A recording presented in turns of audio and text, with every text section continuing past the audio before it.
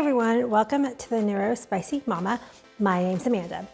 Tomorrow, not only is my mom's birthday, but she's also going in for surgery.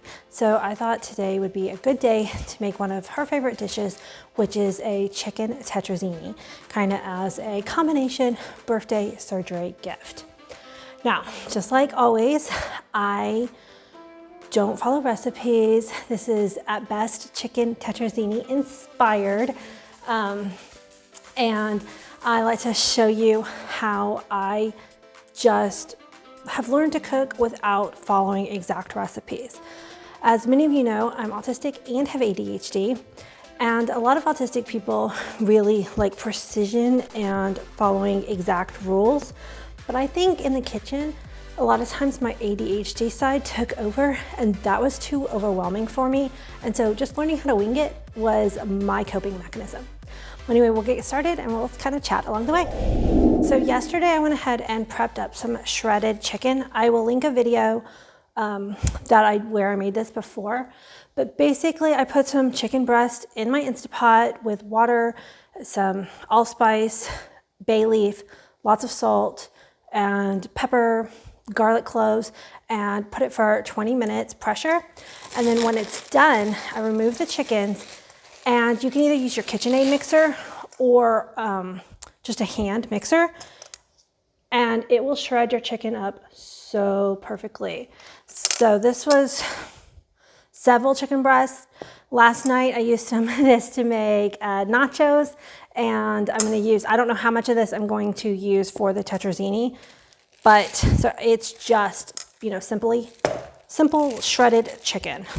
It's really good to make up a bunch of this and freeze it in small portions, because you can make, like I did the nachos last night, you can make quesadillas with it, chicken burritos, put it into different casseroles. Like having shredded chicken on hand, especially since it's such a super low energy preparation method, because if you don't have an Instapot, you can do it on your stove. Just make sure the chicken doesn't come to a boil. You just want it to simmer, and you'll have a lot of healthy chicken in very little prep.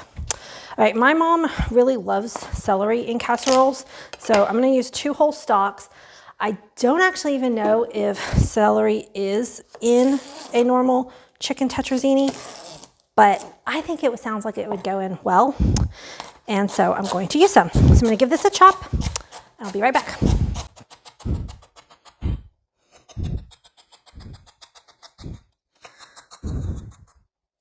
Notice that I keep my knife on the cutting board and just go up and down, up and down.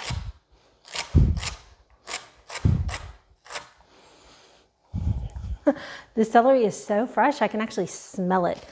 All right, I'm also going to cut a little bit of an onion. This is one that I've been kind of chopping off of here and there for a couple of meals lately. So again, I'm just gonna take another chunk of this onion. I don't even want to use the whole thing. I just want a little bit of onion flavor. And same thing. Just going to give it a chop, and I'm going to try to get really nice fine dice. So I'm using my hand on either side to help keep the onion together, so that way I can rotate it and then go the other direction. All right, let's move over to the stove. The first thing I did before I even started chopping vegetables was get a large pot of water to boil so that I can make noodles. My water is now up to a boil, so I'm gonna go ahead and add this entire package of just plain spaghetti noodles. And yes, I like to cut mine in half, but you don't have to. I do it right over the pot and drop them down.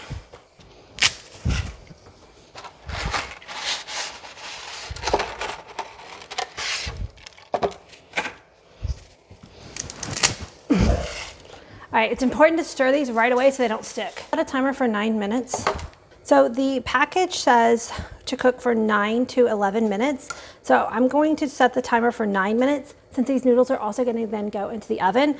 That way they don't get overcooked. We're going to put a big old plump of butter in there and get it cooking.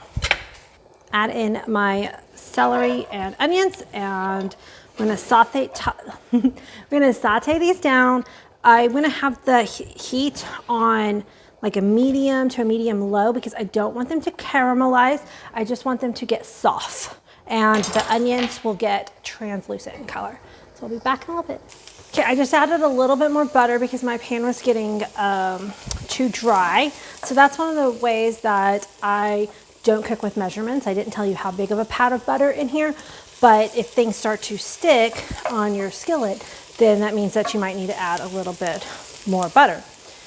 So you just kind of use some good judgment with that. So now that they have been cooking for a few minutes, what I'm going to do is add in some garlic. And this is one of the tricks that, oh my goodness, that's kind of bust open on me. I have been using squeezed garlic now for quite a while, just as a little step to save some energy in the kitchen. In a dish like this, like a casserole, it really honestly is not gonna make that big of a difference. If you're making a dish like bruschetta that needs fresh garlic, it would make more of a difference. Okay, the next ingredient I'm gonna add, I got garlic all over me, is actually canned mushrooms. So you can totally use fresh mushrooms in this dish, but I don't know if it's because I'm a kid from the 90s or what, but canned mushrooms actually are the right texture for casseroles in my mind. Again, I think it's because I grew up in the 90s and they put canned mushrooms in casseroles. And fresh mushrooms just don't have the right texture to me. And it's very, very bizarre because usually fresh mushrooms are something that I would say is a good ingredient and that the canned ones are not going to be appropriate, but in casseroles, it's a win. But I do like to drain them. So I just use the lid itself to act as kind of a drain, and I rinse them out because they kind of have like a vinegary taste, which I don't understand because the only ingredients in here is mushrooms, water, and salt. But I'm gonna add that in and let them get some of the butter. And then we'll turn this off. My noodles are almost done, so I'm gonna drain them and then we'll meet you back at the other side. Okay, I've got my drained noodles just sitting in the sink for a minute. I actually did drizzle them with a little bit of olive oil and put some salt on top of them because I didn't salt the water. I'm just gonna let them sit there for a minute while we prepare in my beautiful cobalt blue some of the, you know, the part of the casserole that holds it all together. So again, I'm not a big fan of canned ingredients. I like to do things homemade, but I have been struggling in the kitchen ever since my autistic diagnosis, which came after a big burnout. And one of the areas that I've been struggling with is anything with kitchen stamina, preparing meals, like making sure that the foods come out at the right times. There's so many nights lately where I'm serving cold vegetables because my timing has elapsed. So skill regression is actually a very common thing following an autistic burnout, and it has happened to me. So as a combination, I'm going to be using a little bit of help, and so I'm using canned cream of chicken. And if you want to make homemade, that's totally fine too. And then I'm going to use some sour cream. Again, I'm not measuring, but I'm just putting in a couple big glops. Here, I will show you. So canned cream, cream of chicken soup, and a big old glop of sour cream, and maybe we'll add more in a minute, I don't know. I got some shredded mozzarella.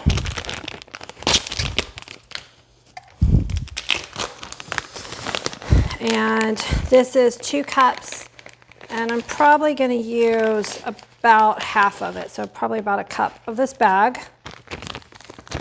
And I'm just going on gut instinct here. I'm going to open up this Parmesan. And since my mom's not a huge fan of Parmesan, I'm only gonna use like a healthy pinch, maybe 2. But if you like Parmesan, feel free to add extra. So I'm gonna stir this together. And I'm gonna thin it out. This is the broth that I poached my chicken in. So keep in mind, this is actually pretty salty because I added a lot of salt to it, but because I didn't add any salt to my vegetables and I barely salted my noodles, I'm gonna remember that there's salt in here. You could also use some of the pasta water. If you keep aside some of the pasta water, thin it out with that. Canned chicken broth or even milk. And again, I'm just gonna incorporate all this, and then I'm gonna add in the veggies. This smells so good. I haven't made this in years and years and years. I don't know why. It's just not something I've made in a long time, I don't think. I don't remember making it. And then now my chicken. This chicken smells so good. And if you want to make a shortcut here also, and make this even faster, you can use canned chicken. Just drain it really well and use canned chicken. Make this a faster weeknight meal to do that. So I'm probably using about 1.5 cups of chicken here. And then we're going to add the noodles and stir it all together. And then we're going to decide if we need to add any more liquid or anything else. Ooh, hot, hot, hot. I'm hoping this will fill up a casserole plus a smaller casserole dish, because then that way I can take a casserole dish to my mom and then also have dinner for us tonight. But we'll see what it fills up. Now this is gonna take some time, but you're just gonna stir this together, incorporate it, and I'll be right back. Okay, so this is pretty good, but I feel like it's gonna be on the dry side after I bake it. So I am gonna go ahead and add another can of, so whatever you have, another can of chicken, another can of celery. I'm gonna use a can of mushroom this time, because that's what I have in my pantry.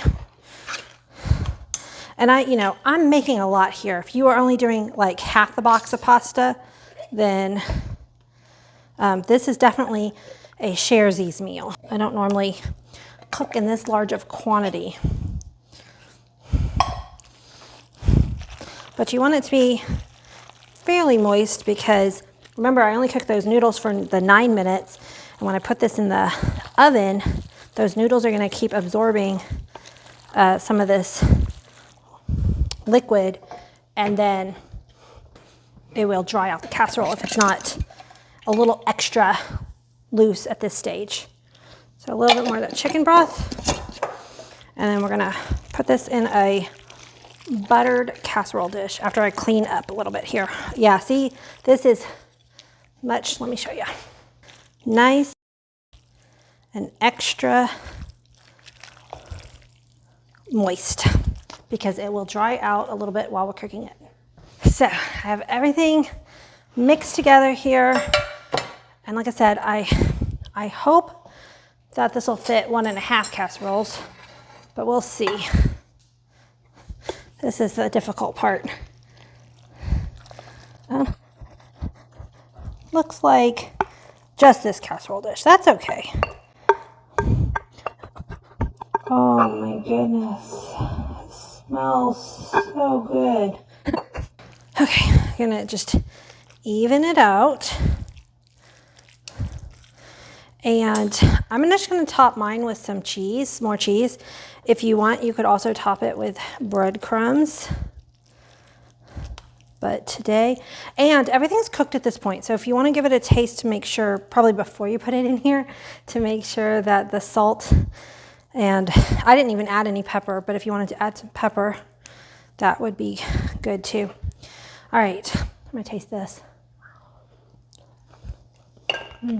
Yep. Yeah, that salt from that broth I had was plenty.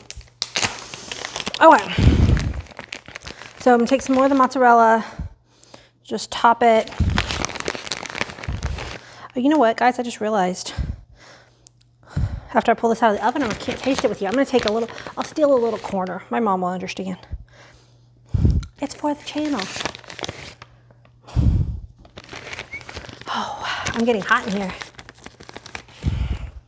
And a little bit more of the Parmesan. Okay, so I've been preheating my oven to 350. And I'm gonna go ahead and pop it in for like 25 minutes and then we'll check on it and see if the top looks all nice and good. And I'll be back in a little while. I chose this casserole dish because it comes with a lid. I've had this thing forever and it's so perfect for traveling. But I'm going to steal a little corner. My mom will not be the wiser. And we're gonna taste this.